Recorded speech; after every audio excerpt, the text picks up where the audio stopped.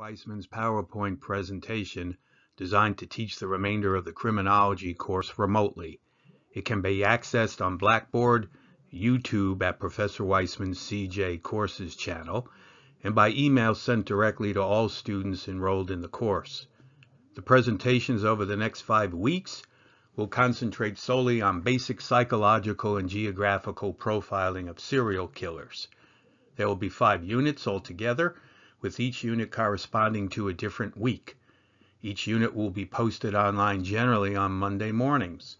The dates of the units are March 23 through the 29th, Unit 2 March 30 through April 5th, Unit 3 April 6 through April 12th, Unit 4 April 13 through April 19, Unit 5 April 20 through April 26, and finals will be the week of May 1st through May 5th.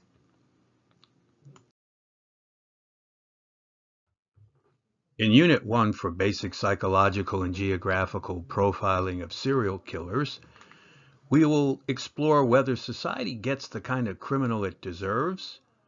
Why are people so fascinated by serial killers and serial killings? Whether we have a culture that seems to promote violence. We will also look at certain victims of serial killers, the FBI's involvement in serial killer cases, and lastly, we will look at a case study of Samuel Little. Keep in mind that as we explore the various topics in Unit 1, that some slides have links to online resources that can further enhance your learning experience, including Confessions of a Prolific Serial Killer. Robert Kennedy, the former U.S. Attorney General under his brother John Kennedy, repeated a famous quote often: "Society gets the kind of criminal it deserves." But what does this really mean? Is he suggesting simply that society reaps what it sows, that social injustice spawns criminals? Perhaps. But this seems almost intuitive. Well, let's see what some people posted online. Ms. Seth, a former banker, said, "Criminal behavior is as much a responsibility of the people who choose to overlook or condone the crime as the actual perpetrators of the crime. Bribes exchange hands. The person who offers a bribe is equally guilty as the person who accepts it. Citizens lament," she continues, "the deplorable conditions in which they may live and blame the government. Aren't these the same ones who choose to treat election days as holidays and don't vote? Today, each one of us," she says, "takes that tiny step towards correcting situations which might not affect us directly, but definitely affect the society as a whole, is the day we can hope for an existence that is relatively crime-free." Mr. Day, a human behaviorist, suggested that people in power more often than not ignore or misuse their constitutional powers, and that leads to an unbalanced environment. Be it in the fictional character of Joker in Gotham, who utilized the chaos in Gotham, or Pablo Escobar, the noted drug kingpin, criminals are a byproduct of their society. After all, nobody is born to be a criminal.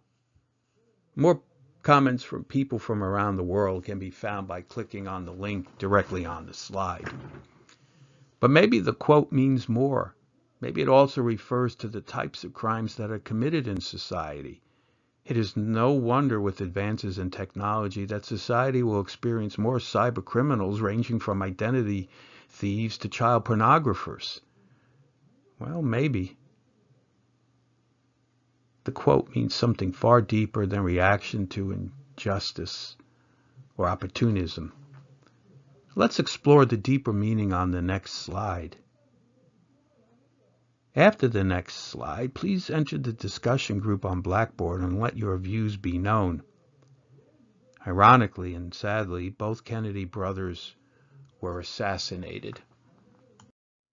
There was me, that is Alex, and my 3 droogs, that is Pete, Georgie, and Dim, and we sat in the Korova trying to make up our Rasa docs what to do with the evening.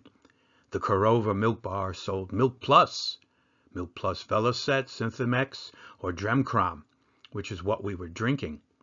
This would sharpen you up and make you ready for a bit of the old ultra-violence. This, of course, is the opening narration from A Clockwork Orange, the classic book by Burgess made into a movie by Stanley Kubrick. Ultraviolence is really unnecessary, unprovoked, brutal violence. So is violence part of our social gene pool? Or is it more of an acquired taste?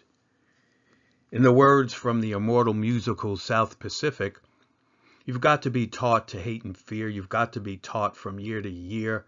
It's got to be drummed in your dear little ear. You've got to be carefully taught. It seems that violence is indeed part of our species ever since the first creature crawled on land. If violence is not a part of us, then why is there so much of it? Why have there been so many wars, so many genocides, so many murders, and yes, so many serial killings? Is it because our culture promotes violence generally? Are people inured to violence? Are they becoming accustomed to accepting something so inherently undesirable? Think here.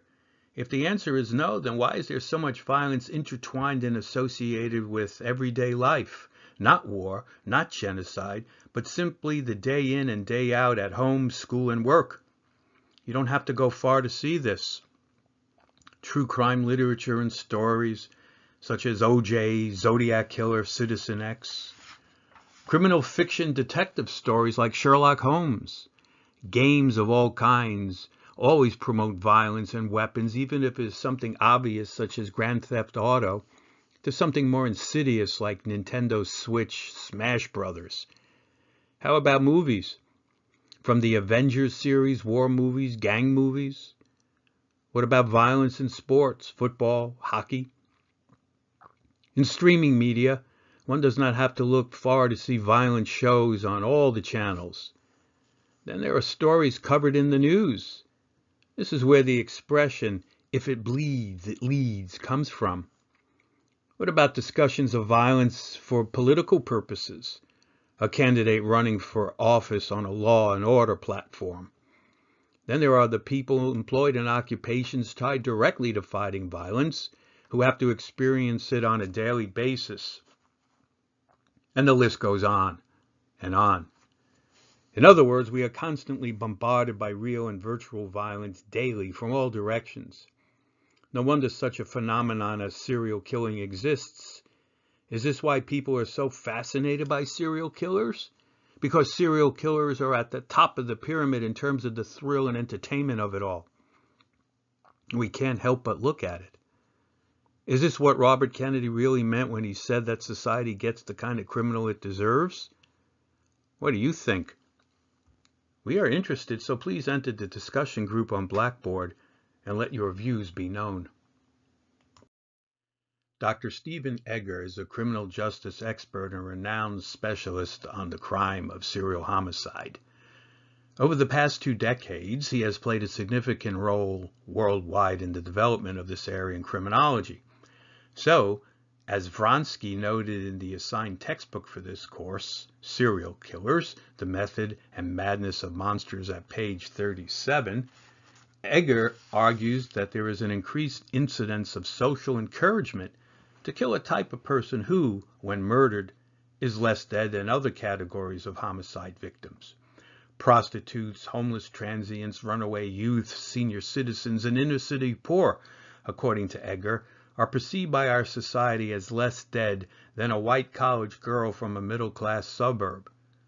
Egger explains further, the victims of serial killers, viewed when alive as a devalued strata of humanity, become less dead, since for many they were less alive before their death and now they become the never were, and their demise becomes the elimination of scores of blemishes cleansed by those who dare to wash away these undesirable elements. Vronsky notes that the serial murders of 5 University of Florida students in Gainesville, Florida, inspired breathless national coverage by Time magazine and network television, while the systematic killings of 11 crack-addicted black prostitutes in Detroit hardly made page 3 anywhere. Nobody cared, for they are the less dead. In other words, Many victims of serial killers were considered by society as less than alive when they were alive. So now that they are dead, they are considered less dead than others who are more well thought of in society. Serial killers, in essence, can be viewed as washing away these undesirables, as if the victims justify their own deaths because of their low stations in life. In another sense, victims are viewed by other members of society sometimes as mere props in a strange or macabre play, that their deaths fit in with socially acceptable norms of murder, that one expects to see prostitutes and the homeless killed because that fits nicely into our own worldview. Something to think about for sure. So let us know what you think by posting on the discussion board on Blackboard. Let's look generally at the FBI's involvement in violent cases by looking at the National Center for the Analysis of Violent Crime, known as the NCAVC, and also at the Violent Criminal Apprehension Program, known as VICAP. The NCVAC's mission is to combine investigative and operational support functions, research, and training in order to provide assistance without charge to federal, state, local, and even foreign law enforcement agencies investigating what is called unusual or repetitive violent crimes. Typical cases can include child abductions, serial murders, which is our topic, single homicides, serial rapes, weapons of mass destruction, and of course domestic and international terrorism. Among the three units that comprise the NCAVC are the Behavioral Analysis Unit, the BAU, and VICAP. The BAU's assistance to law enforcement agencies is provided through the process of what is called Criminal Investigative Analysis, known as CIA. Criminal Investigative Analysis is a process of reviewing crimes from both a behavioral and an investigative perspective. It involves reviewing and then assessing the facts of a criminal act, interpreting offender behavior, and looking at the interaction with the victim, all exhibited either during the commission of the crime or is displayed at the crime scene. We will study this in more detail during the next several weeks. VICAP is essentially a computer-based data system for behavioral and investigative information related to different types of crimes, including and particularly homicides that are known or suspected to be part of a series, that is, serial killing.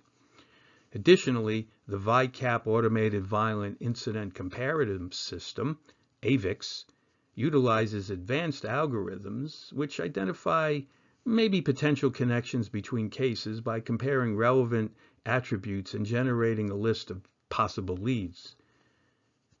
I have provided links to NCAVC VICAP and the New York State VICAP program as well within this slide.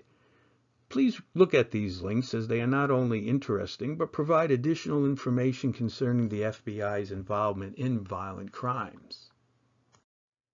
Now, let's look at the FBI's involvement in serial killer cases.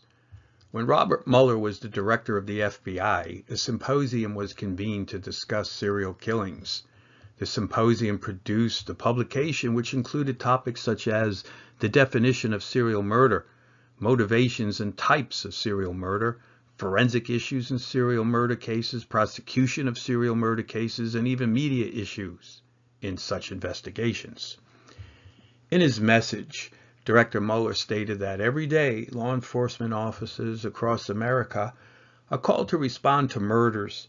Each homicide case is tragic, but there are few cases more heartrending and more difficult to understand than serial murder.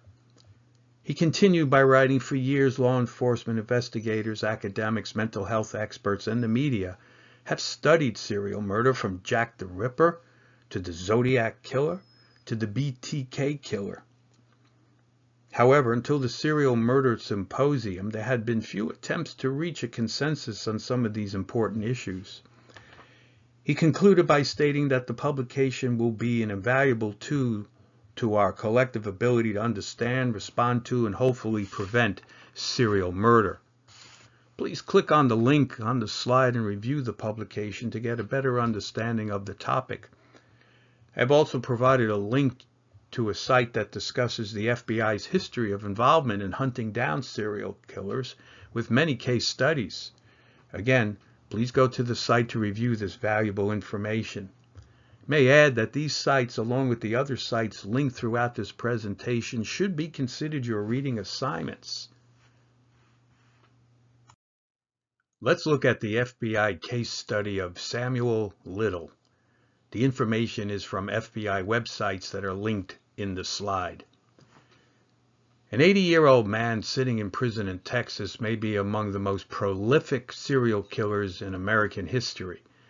To date, he has confessed to 93 murders, and the FBI and other law enforcement agencies have been attempting to match Little's confessions with evidence from women who turned up dead in states from California to Florida between 1970 and 2005, at least a 35-year reign of terror. By way of background, Little dropped out of high school and left his Ohio home in the late 1950s. He basically lived a nomadic life and resorted to shoplifting, stealing, and other petty crimes to get money to buy alcohol and drugs. He drifted from place to place, but never stayed in one place for long. Finally, Little was arrested at a Kentucky homeless shelter in September 2012 and extradited to California, where he was wanted on a drugs charge. Once Little was in custody, LAPD detectives obtained a DNA match to Little on the victims in 3 unsolved homicides from 1987 and 1989. They charged him with 3 counts of murder. He was convicted and sentenced in 2014 to 3 consecutive life sentences with no possibility of parole, and he has been there since. When LAPD got the DNA hit, they asked the FBI VICAP to work up a full background on him. The FBI found an alarming pattern and compelling links to many more murders. Accordingly, VICAP reached out to the Texas Rangers with one clear connection. Quote, "We found a case out of Odessa, Texas that sounded very much like him, and we could place him passing through the area around the same time." End quote. Law enforcement officers went to California to interview Little in the spring of 2018. Little was hoping to move prisons. In exchange for the move, Little was willing to talk and talk and talk, and has since confessed to 93 murders. His confessions are recorded. Each video is accompanied by Little's drawing of the victim. All of the videos and drawings and other information are set forth on the link, which you should view as part of the lesson. Please note that the videos contain references to violent acts, so please be advised. According to the FBI website, Little chose to kill marginalized and vulnerable women who were often involved in prostitution and addicted to drugs. Their bodies sometimes went unidentified and their deaths uninvestigated. Almost all of the victims were African Americans who identified as female. One question after looking at the Little website is whether Little's victims were considered by society as less than alive when they were alive, so when they died they were considered less dead than others who were more well thought of in society. And did that hinder the investigations? Please share your opinion on the discussion board on Blackboard. However, Little's method of killing also didn't always leave obvious signs that death was by murder. Apparently, he was a one-time competitive boxer, and he would stun or knock out his victims with a powerful punch, and then he would proceed to strangle them. There were no stab marks or bullet wounds found on the bodies, and accordingly, many of the deaths were not classified as homicides, but attributed to drug overdoses, accidents, or natural causes because of the line of profession of the women. In addition, DNA evidence was often not available or could not provide a clear link back to Little. A large number of the killings occurred in the 70s and early 80s, before DNA profiling became part of law enforcement's toolbox. After DNA analysis came into play, the victims' work as prostitutes complicated the ability of police to gather telling physical evidence.